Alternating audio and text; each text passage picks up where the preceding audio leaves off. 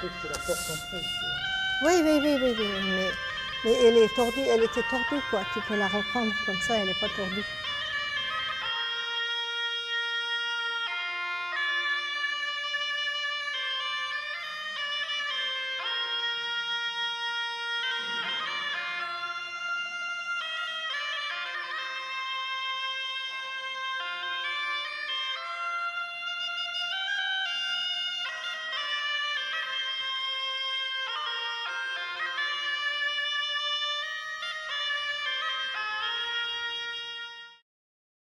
Cette exposition que vous voyez ici à la Maison d'Occitanie, à l'Hostal d'Occitanio, la salle Antonin Perbosc, est une exposition qui concerne la violette et la rose. C'est une rencontre en fait entre ces deux fleurs qui sont des fleurs emblématiques d'une part de Toulouse et de la région, et puis d'autre part de l'Iran, la Perse de l'époque. La rose la plus répandue, la plus connue en Perse s'appelle la rose de Damas, dont on extrait l'essence et puis l'eau de rose. Ces deux fleurs ont des propriétés à la fois médicinales, à la fois culinaires, à la fois cosmétiques et puis littéraires. En 1324, Clément Cisor, dans la ville de Toulouse, offre la première violette au premier lauréat de l'académie qui s'appelle aujourd'hui l'Académie des jours floraux, qui à l'époque s'appelait le consistoire du gai savoir, qui est d'ailleurs la première académie littéraire d'Europe. Et puis en Perse, au XIVe siècle, l'œuvre la plus connue, la plus célèbre est du grand poète Saadi, qui s'appelle Le Jardin des Roses ou La Roseraie. Cette œuvre, aujourd'hui, fait partie du patrimoine immatériel de l'UNESCO. Alors, de quoi s'agit-il en ce qui concerne la roseraie de Saadi?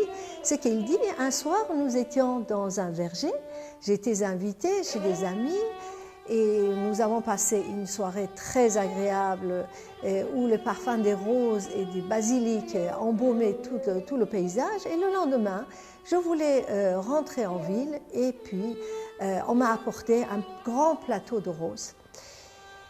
Et j'ai dit à mes hôtes, ces roses sont un jour en bouton, un jour épanouies et un jour fanées. Je vous offre, je compose une œuvre qui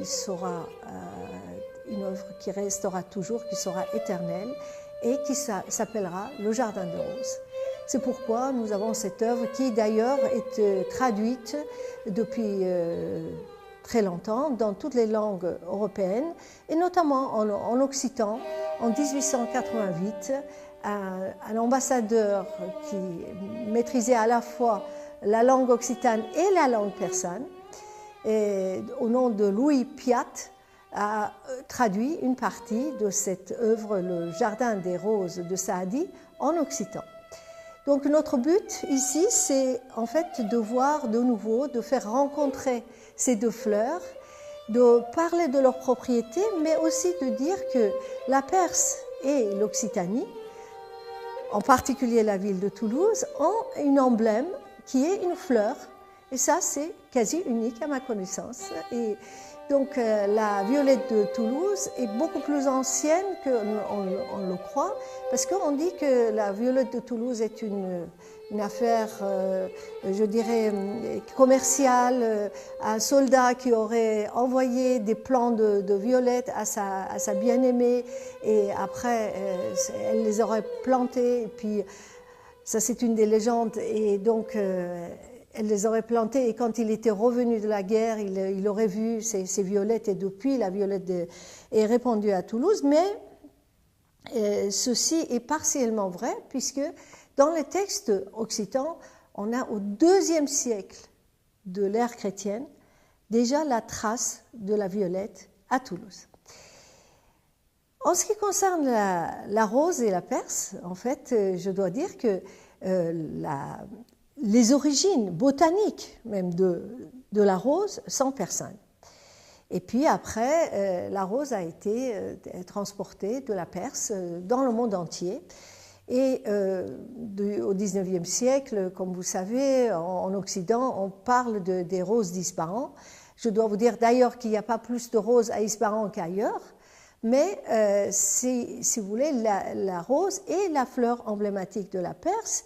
Et dans la littérature persane, elle est à la fois la bien-aimée, et le rossignol est amoureux de la rose, à tel point qu'on appelle le pays du rossignol et de la rose, mais en même temps, il y a, si j'ose dire, l'infidélité de la rose à travers son aspect périssable, parce qu'elle ne reste pas toujours en hiver, elle ne fleurit pas, et donc les mystiques, les philosophes invitent à ce qu'on s'attache à quelque chose qui soit plus éternel. Donc je disais l'aspect cosmétique et l'aspect médicinal. Il y a l'aspect médicinal de la violette aussi, qui est apaisante. Et puis après, il y a l'aspect culinaire. Avec la violette, on fait plein d'extraits de soit les violettes candies, soit la liqueur de la violette ou le sirop de violette.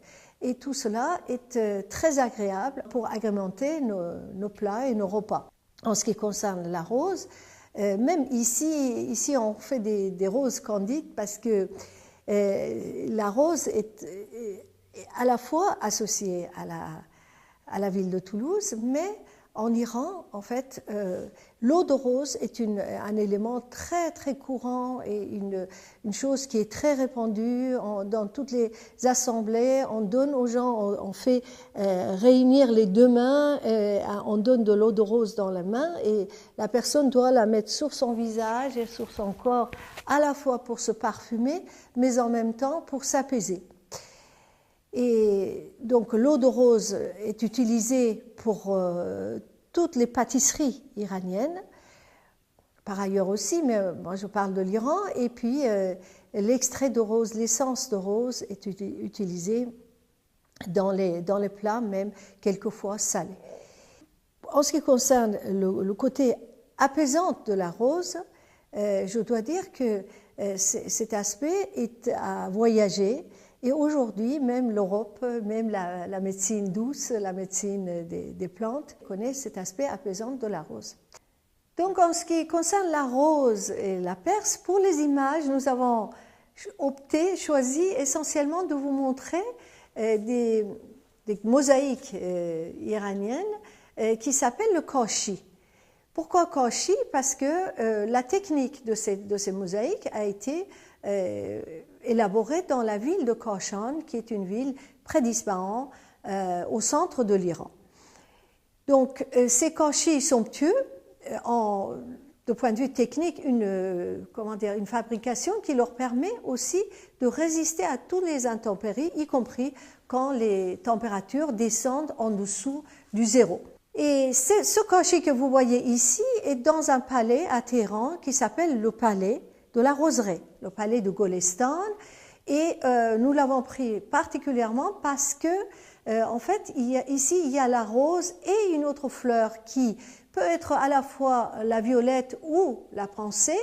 Pensée et violette sont de la même origine botanique, qui sont ensemble. Et puis, ce palais est du 19e siècle et de l'époque Qajar, ça veut dire la dynastie qui a précédé la dynastie Pahlavi et qui a régné pendant une centaine d'années et plus.